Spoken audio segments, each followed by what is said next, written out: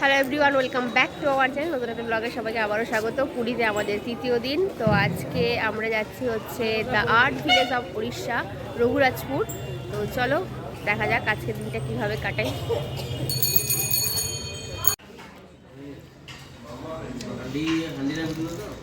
সকালে খেয়ে দে তারপর বেড়াতে যাবো।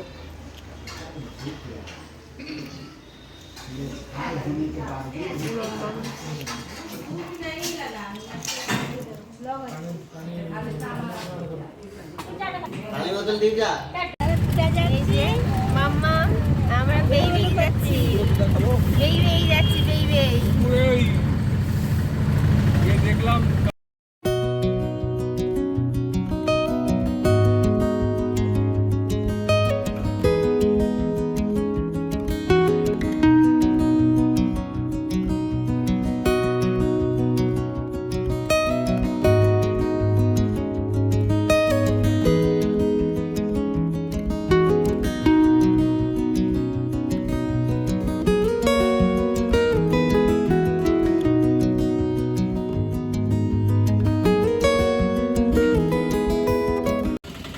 এটা হচ্ছে আমরা রঘুরাজপুর চলে এসেছি। এখানে লেখা রয়েছে আই লাভ রঘুরাজপুর। এটা হচ্ছে উড়িষ্যার একটা আর্ট ভিলেজ। তো আমরা এখন ভেতরটাই ঢুকবো।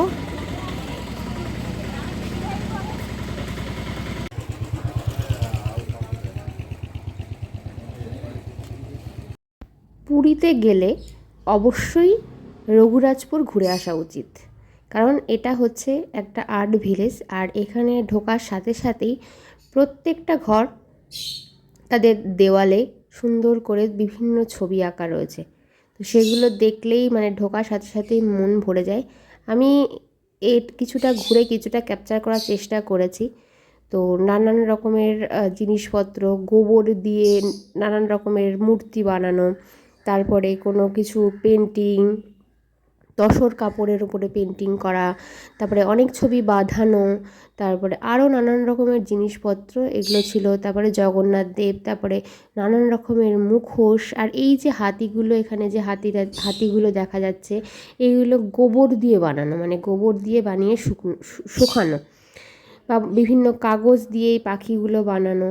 তারপরে আমরা ভেতরেও ঢুকেছিলাম। আর বিভিন্ন বাসনের উপরে, মানে যেমন সিলভারের হাঁড়ি, তারপরে হচ্ছে কেটলি, সেগুলো হচ্ছে তার উপরে হাতে সুন্দর করে আঁকা। আর দেওয়ালে যে নকশাগুলো করা, যে কোনো ছবি আঁকা, সেগুলো দেখতেও খুব অসাধারণ। আর এখানে বাড়ির বউরা, বাড়ির পুরুষরা সবাই মিলেই এই কাজগুলো করে, এবং এটাই হচ্ছে ওদের পেশা। মানে সবাই মানে কেনাকাটা করছে, এই যে বউরাও এসে দোকানদারি করছে, হাজবেন্ডরাও করছে। আর বিভিন্ন ছবি, জগন্নাথের ছবি তো সেটা বলাই বাহুল্য, কারণ জগন্নাথের ছবি তো থাকবেই। আর এখানে ছিল হচ্ছে রং করা ছবিও ছিল, আবার তোমার পেন্সিলে আঁকাও ছিল। তো ব্ল্যাক অ্যান্ড হোয়াইটের ওপরে। তো আমি একটা ছবি কিনেছিলাম তসর কাপড়ের ওপরে সরস্বতী আঁকানো, মানে সরস্বতী দাঁড়িয়ে আছে। আর এটা হচ্ছে একটা বেজি, যেটা কিনা হচ্ছে একটা বাড়ির পোষ্য, মানে একটা বাড়ির সামনেই এই খাঁচার ভেতরে এই বেজিটা ছিল। আমাদের দেখে একটু মানে পালানোর চেষ্টা করছে, তো খাঁচার ভেতরে কীভাবে পালাবে। আর এই জগন্নাথের ছবিটা খুব ছিল। আর পাশে দেওয়ালে আঁকা হচ্ছে শ্রী রাধাকৃষ্ণের হচ্ছে রাসলীলা, তো রাসের ছবি। আর পাশেই একটা ছোট নদী মতো ছিল, জানি না আমি নদীটার নামটা কি। আর নদীর পাশেই বিভিন্ন রকমের গাছপালা সেগুলো ছিল। তো আমরা সেখানে গিয়ে একটু কিছুক্ষণ দাঁড়ালাম, বেশ দাঁড়িয়ে থাকতেও ভালো লাগছিলো। আর বললাম যে প্রত্যেকটা বাড়ি, মানে প্রত্যেকটা ঘর, প্রত্যেকটা বারান্দা, সেখান থেকে আসার আর ইচ্ছে হয় না, মনে হয় যেন ওখানেই বসে থাকি। মানে পরিবেশটাও খুব চুপচাপ, নিরিবিলি, মানে সবাই মানে শান্ত একটা পরিবেশ। আর মানে এক কথায় মনোমুগ্ধকর পরিবেশ। তো সেখানে বসে থাকতেও বেশ ভালো লাগছিলো। সেদিন রোদ প্রচণ্ড ছিল। তো সব মা বাবা সবাই তাড়াতাড়ি ঘুরে এক জায়গায় বসেছিল। আর আমি আর মাসির ছেলে, মামার মেয়ে সবাই মিলে ঘুরলাম। আর আমি এই দোকানটা থেকে, মানে এই ঘরটা থেকে আমি ওই সরস্বতীর মূর্তিটা কিনেছিলাম। তো ভেতরে ঢুকে বেশ ভালো লাগছিলো, সেই জন্য একটু বললাম যে আমি একটু ভিডিও করে নিই। উনি বললো হ্যাঁ হ্যাঁ করুন, কোনো প্রবলেম নেই। আর এদিকে বাবাও আর হাঁটতে পারছিল না, প্রচণ্ড রোদ, দাঁড়ানো যাচ্ছে না। মাম্মাম্মু রোদের জন্য কান্নাকাটি শুরু করে দিয়েছে। তারপরে আমরা ঘুরে ওদিকে মামাকে নিয়ে বসেছিল, তো আমি বললাম যে আরও কয়েকটা ঘর ঘুরে তারপরে আমি যাচ্ছি। তো আমি আরও কয়েকটা ঘরের রুমে ঢুকে বিভিন্ন তারপর রিকের জন্য আমি কিনলাম হচ্ছে বুকমার্ক কিনেছিলাম তাল পাতার ওপরে। এই যে সরস্বতীর এখানে আমি সরস্বতী ব্ল্যাক অ্যান্ড হোয়াইটের ওপরে কিনেছি, সেটা হচ্ছে দাঁড়ানো সরস্বতী বিনা হাতে, খুব সুন্দর লাগছিল দেখতে। আমরা রঘুরাজপুর ঘুরে এলাম, ঘুরে এসে এই যে আমার মামাম খেলা করছে খাটের পরে। মামামের শরীরটা একটু খারাপ, মানে গাটা একটু গরম হয়েছিল, যাক ওষুধ খাওয়াতে যোগুদাদার কৃপায় জ্বরটা নেমে গেছে। আর এদিকে সবাই সমুদ্রে গেছে, মামামের জ্বর বলে আমি যাইনি, আর দিদারও শরীরটা ভালো নেই, দিদাও যায়নি, আর মাও যায়নি। আমরা একা করে সব স্নান করব, মানে এখানে স্নান করব। তো দিদা ঢুকবে ফার্স্টে, তারপরে মাম্মাম রাখবে, আমি ঢুকবো। মাম্মাম, মা, বাবা, মাসিমিশা সবাই নিচে খেতে চলে গেছে। এবার আমি যাচ্ছি, মামামের শরীরটা ভালো নেই বলে আজকে আমি আর সমুদ্রে নামিনি, তো যাবো।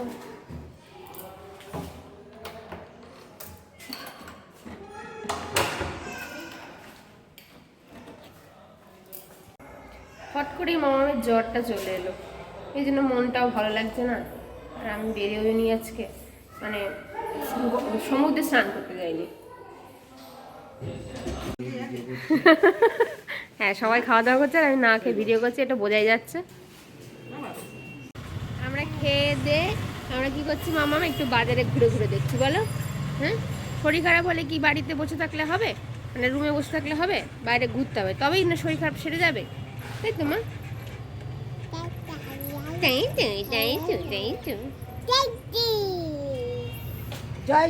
আমার মা কোথায় ছোট ছোট হাঁড়ি, ছোট ছোট কড়াই, এগুলো দেখে বেড়াচ্ছে আমার মেয়ের জন্য।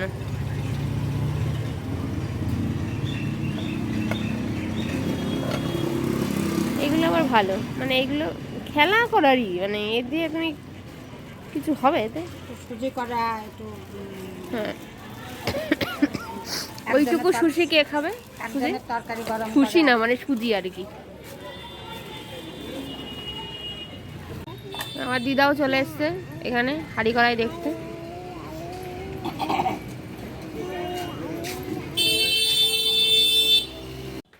দিদা এখানে বসে আছে, দিদা বেরোবে না, আর আমরা একটু বেরোচ্ছি। মামামের শরীরটা একটু খারাপ, একটু জ্বর, তো ভাবলাম যে ঘুম থেকে উঠলো, এখন বাজে 8টা, বললাম কি বাইরে একটু ঘুরি, কারণ যত ভেতরে থাকবে তত, মানে ঘরের ভেতরে থাকলে শরীরটা খারাপ বেশি লাগবে, বাইরে ঘুরলে ভাল লাগবে, ওই জন্য একটু বেরোলাম। আর ওদিকে মা, মাসি সবাই বেরিয়েছে, বাবা, ওই জন্য আমরা বেরোলাম, আমি আর মাম্মাম।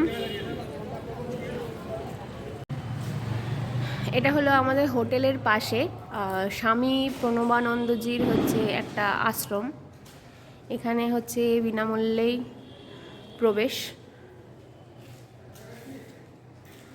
ওপরে একটু ঘোরা যাবে।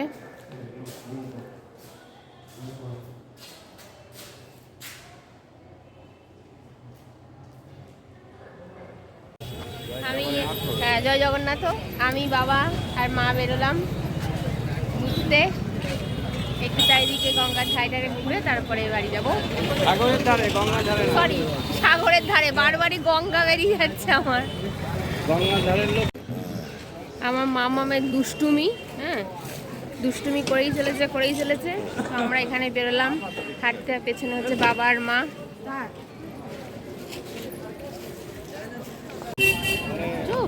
কত জামা কাপড়, কত কেনাকাটা।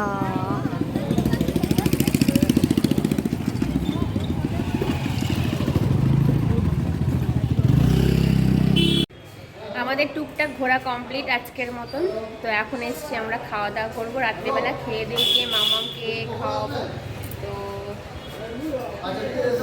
খাওয়া দাওয়া করে তারপরে ওপরে যাবো। এই যে হচ্ছে আমাদের রাত্রেবেলা খাওয়া দাওয়া, মাসি, ভাই, ওদিকে মেশো, আর এদিকে হচ্ছে মা, ওদিকে দিদা খাচ্ছে, আমরা খাচ্ছি ভাত, আর দিদা খাচ্ছে রুটি, মনু, মামি আর মামা। তো আমাদের পুরীতে তৃতীয় দিন খুব ভালোভাবেই কাটলো। আর মাম্মাম এখন বাজে হচ্ছে 12:30, মাম্মাম এখনো ঘুমায়নি। এই যে মাম্মামের দুষ্টুমি চলেই যাচ্ছে। আজকে দিদাও ঘুমায়নি। চলো আজকের মতো ব্লগটা এখানেই শেষ করছি, দেখা হবে কালকে একটা নতুন ব্লগে। গুড নাইট, জয় জগন্নাথ।